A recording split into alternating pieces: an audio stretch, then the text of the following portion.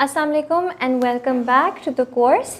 आज हम बात करेंगे कि एज एन इन्फ्लुएंसर आपको किस तरह के ब्रांड के साथ काम करना चाहिए, चाहे वो कोलैबोरेशन हो, पेड पार्टनरशिप हो, एफिलिएट मार्केटिंग हो, जो भी हो, और किस तरह के ब्रांड्स के साथ आपको अपने आप को एसोसिएट करना चाहिए। वैसे ये एक बहुत ऐसी चीज़ है जो आपके अपने काम पर डिपेंड करती है कि आप किस तरह के इन्फ्लुएंसर हैं, और ज़ाहिर है आप जिस तरह के इन्फ्लुएंसर हैं आपको उसी तरह के सिमिलर ब्रांड के साथ, मिलते जुलते ब्रांड के साथ काम करना चाहिए।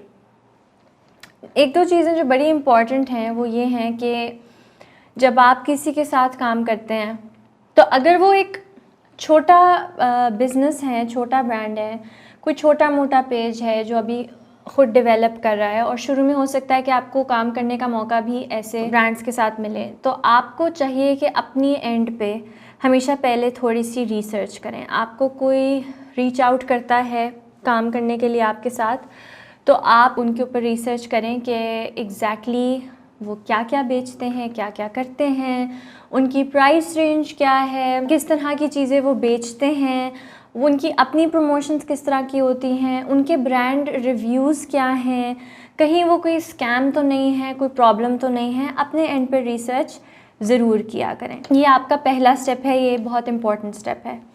दूसरा ये कि जब भी आप किसी ब्रांड के साथ काम करने लगें तो अंडरस्टैंड करें कि उनके गोल्स क्या हैं इस कैंपेन के साथ, या इस कोलैबोरेशन के साथ, इस पार्टनरशिप के साथ, और आपके गोल्स क्या हैं इस पार्टनरशिप के साथ। ठीक है, वो आपको क्या ऑफ़र कर रहे हैं, वो जस्टिफाई करता है वो चीज़ जो आप से वो मांग रहे हैं, वो और जो वो आपको दे रहे हैं, इज़ इट जस्टिफाइड। उस चीज़ को वे करें कि आपको किस एरिया में क्या फ़ायदा हो रहा है। जैसे मैं आपको एग्जांपल देती हूँ, मैंने शुरू में मुझे एक काफ़ी बड़े ब्रांड ने अप्रोच किया था, और उस वक्त मेरी अच्छी खासी फॉलोइंग हो चुकी थी और मेरा काफ़ी सक्सेसफुल जा रहा था ब्लॉग। तो उन्होंने मुझे कहा कि आपने हमारे लिए ये करना है, बहुत सारी चीज़ें थी, और हम आपको कराची बुलवाएंगे और कराची में ये सब होगा। दैट मीन्स कि मेरे कोई 3-4 दिन वहाँ 3 दिन कराची में लगने थे, जहाँ पर मैंने कॉन्स्टेंटली नॉन स्टॉप शूट वगैरह करना था, और फिर वो कैंपेन रोल आउट होनी थी।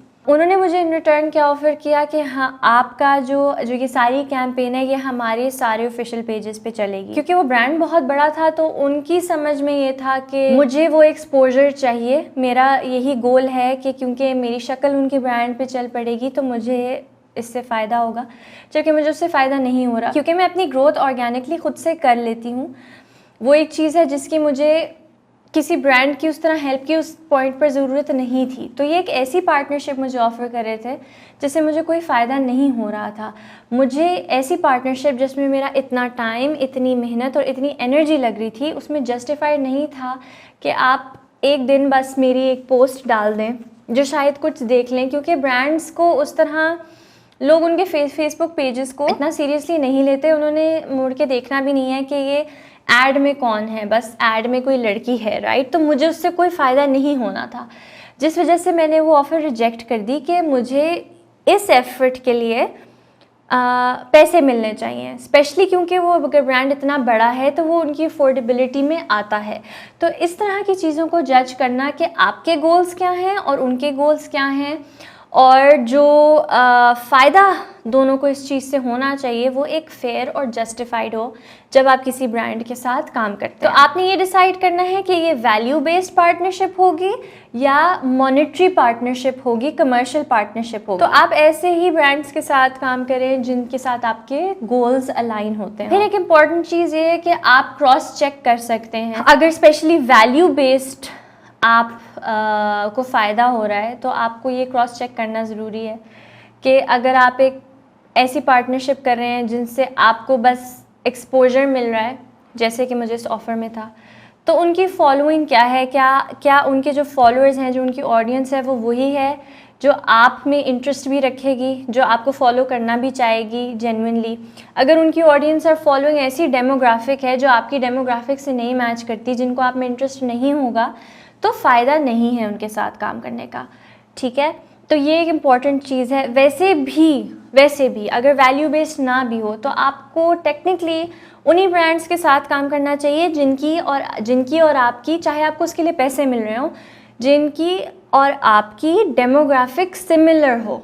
अदरवाइज सेंस नहीं बनती। अगर आपकी डेमोग्राफिक सिमिलर नहीं है, आपकी फॉलोइंग एक जैसी नहीं है, तो सेंस नहीं बनती कैसे ब्रांड के साथ काम करने की जिसके साथ ना आप कनेक्ट कर सकते हैं ना आपकी ऑडियंस कनेक्ट कर सकते हैं। फिर होती हैं ब्रांड वैल्यूज़। ब्रांड वैल्यूज़ एक ऐसी चीज़ है, ये होता है कि आपकी एज ए पर्सन आपकी क्या वैल्यूज़ है और उनकी एंड एज ए ब्रांड क्या वैल्यूज़ हैं। ठीक है, हो सकता है वो मैच ना करें, वो सिमिलर ना हों, तो किसी ऐसे ब्रांड के साथ काम करने की ज़रूरत नहीं।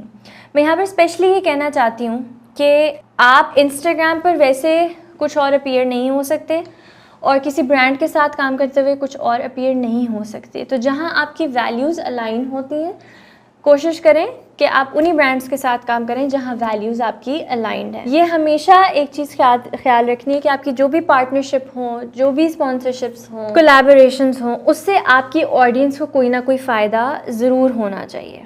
ठीक है, अगर वो की कैंपेन है या जो भी है, उस कैंपेन की थीम से उनको कोई फ़ायदा हो रहा है, आपने हमेशा ये सोचना है कि ठीक है, मुझे तो ये फ़ायदा हो रहा है in the form of money या एक्सपोजर या गिफ्ट्स या जो भी, किसी फॉर्म में आपको फ़ायदा हो रहा है, लेकिन मेरी ऑडियंस को किस फॉर्म में फ़ायदा होता है इसके बारे में पता करके। तो कोशिश करनी चाहिए कि अगर वो कोई बहुत मेन स्ट्रीम ब्रांड है जिसका सबको पता है, जैसे टपाल है, ठीक है, तो उससे आपकी ऑडियंस को शायद ये फ़ायदा नहीं होगा कि उनको टपाल के बारे में पता चलेगा, लेकिन क्या पता टपाल की कोई ऐसी थीम हो या ऐसी कोई कैंपेन हो जो कि बहुत अच्छी है, जिसमें कोई मीनिंग है। जैसे फॉर एग्जांपल एरियल के बारे में सबको पता है, उसकी मैंने एक लेटेस्ट कैंपेन अभी ये की थी कि वो बात कर रहे थे इक्वल पार्टनरशिप के बारे में इन मैरिजेस। वो एक ऐसी ब्रांड, वो एक ऐसी वैल्यू है जो मेरे दिल से भी बहुत क्लोज है, जो अपेरेंटली एरियल की भी एक इम्पॉर्टेंट ब्रांड वैल्यू है, मैच करता है। ठीक है, और मुझे पता है कि एक ऐसा मैसेज मुझे एरियल के थ्रू देने को मिल रहा है जिससे मेरी ऑडियंस को फ़ायदा है। समझ रहे हैं आप मेरी बात? तो ये एक ऐसी चीज़ है जो कि फिर मैं एक ऐसी कैंपेन है जो मैं लूँगी जिससे मुझे पता है कि लोगों को भी फ़ायदा है, मुझे भी फ़ायदा है, ब्रांड को भी फ़ायदा है और मेरी वैल्यूज़ भी इनके साथ अलाइन होती हैं। अब एक बहुत इम्पॉर्टेंट चीज़ जो मैं आपको यहाँ पर बताना चाहती हूँ वो ये है कि शुरू में ना, अगर, क्योंकि ये बिगिनर्स के लिए मोस्टली कोर्स है, आई नो आपकी पहली 2 ऑफ़र्स आएंगी और पार्टनरशिप्स आएंगी और आपको बहुत एक्साइटमेंट होगी और आपका दिल चाहेगा कि बस अच्छा, अगर मुझे पैसे ऑफ़र हो रहे हैं तो मैं एकदम से चढ़ के ले लूँ, जो कि आपको होंगे, क्योंकि अभी इंडस्ट्री ऐसी है कि आप इसमें स्टेप इन करेंगे, आपने थोड़ी सी मेहनत करनी है और आपको पार्टनरशिप्स आना शुरू हो जाएंगी and instantly money making opportunities आपके पास आएंगी। लेकिन लॉन्ग टर्म सस्टेनेबल इनकम के लिए, ताकि आपके पास अपॉर्चुनिटीज़ आती रहें, आपको अपनी क्रिएटिव फ्रीडम पर कॉम्प्रोमाइज़ नहीं करना। जहाँ पर कोई ब्रांड आपसे आपकी क्रिएटिव फ्रीडम लेता है, यानी आपके बनाने का तरीका, आपका कंटेंट बनाने का स्टाइल, वो अगर आपसे चेंज करवाते हैं तो आपको कोशिश करनी चाहिए आप उनके साथ ना काम करें। और मोस्टली होता है कि जब आपको पैसे ऑफर होते हैं, स्पेशली जब आप छोटे से इन्फ्लुएंसर होते हैं, तब आपको क्रिएटिव फ्रीडम वो नहीं देते, क्योंकि वो एक होता है कि हम आपको पैसे दे रहे हैं तो इसको बिल्कुल ऐसे करें, लेकिन ऐसे नहीं होता। इसीलिए अपने स्टाइल ऑफ वर्क को इतना ऑथेंटिक बनाएं, अपने स्टाइल ऑफ वर्क को इतना पक्का करें कि आपसे कोई आपका क्रिएटिव फ्रीडम ना छीन सके। ठीक है, तो शुरू में अगर आपको थोड़े से पैसे गिव अप करने पड़े फॉर अ बिगर पिक्चर, तो वो मेरी एडवाइस है कि वो आप करें, क्योंकि इन द लॉन्ग टर्म जब आपसे क्रिएटिव फ्रीडम नहीं छीना जाएगा और आप बड़े बड़े ब्रांड्स के साथ करेंगे, तो ना आपको चाहे कोई ब्रांड जितने मर्जी पैसे दे, वो आपसे आपका क्रिएटिव फ्रीडम नहीं छीनेगा, क्योंकि उन्हें पता है कि आपका ये स्टाइल है, आप ऐसे ही करते हैं, आपकी ऑडियंस को पसंद भी ऐसे ही आता है और वो आपको क्रिएटिव फ्रीडम भी देंगे और वो आपको आपके काम के लिए पैसे भी देंगे जितना आप ट्रूली डिज़र्व करते हैं। ठीक है, तो शुरू में स्पेशली अपने आप को कॉम्प्रोमाइज़ मत करें, नेगोशिएट करें, बात करके देखें। बहुत सारे अब क्योंकि इंडस्ट्री इतनी बढ़ गई है, लोग अंडरस्टैंड करते हैं क्रिएटिव फ्रीडम को। ठीक है, मतलब आप इस तरह कर सकते हैं कि आप को अगर if somebody is willing to pay you, तो आप कह सकते हैं कि ठीक है, मैं इसका 75% ले लूँगा, 50% ले लूँगा, लेकिन मुझे मेरा क्रिएटिव फ्रीडम प्रैक्टिस करने दीजिए। तो फेयर रखिए, आपने अपने साथ भी फेयर होना है और लालच में आके ऐसे नहीं करना, क्योंकि फॉर श्योर इस इंडस्ट्री में you will get to make money. आपको थोड़ी सी सब्र दिखानी होगी और अपने आप के साथ जेन्युइन होना पड़ेगा और अपने क्रिएटिव स्टाइल के साथ भी जेन्युइन होना पड़ेगा, ठीक है। सो ये कुछ चीज़ें हैं जो आपको सोचनी चाहिए जब आप किसी भी ब्रांड के साथ पार्टनर करते हैं, कोलैबोरेट करते हैं, तो थोड़ा सोच समझ के करें। जितना आप सोच समझ के ये करेंगे, जितना आप स्मार्टली ये करेंगे, उतना ही आप इसमें से रेवेन्यू जनरेट कर सकते हैं, क्योंकि अदरवाइज़ वो एक वाली ये वाली चीज़ है कि आपको ऑफ़र्स आने शुरू हुए, आपको पैसे आने शुरू हुए, आपने उसको इतना कर लिया कि लिटरली ना आपका क्रिएटिव फ्रीडम रहा, ना आपकी क्रिएटिविटी रही, और आपका ब्लॉग ऐसे ऊपर चढ़ के ऐसे नीचे आएगा।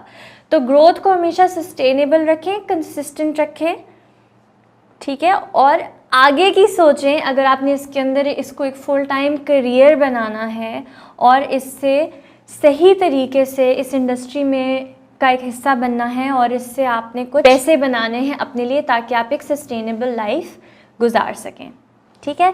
So thank you so much for watching. Next video हमारी लास्ट वीडियो है, जिसमें हम बात करेंगे नेगोशिएशंस और कॉन्ट्रैक्ट्स के बारे में ब्रांड्स के साथ। बहुत छोटी सी वीडियो है, नेक्स्ट टाइम उसमें मिलते हैं। अल्लाह हाफिज़।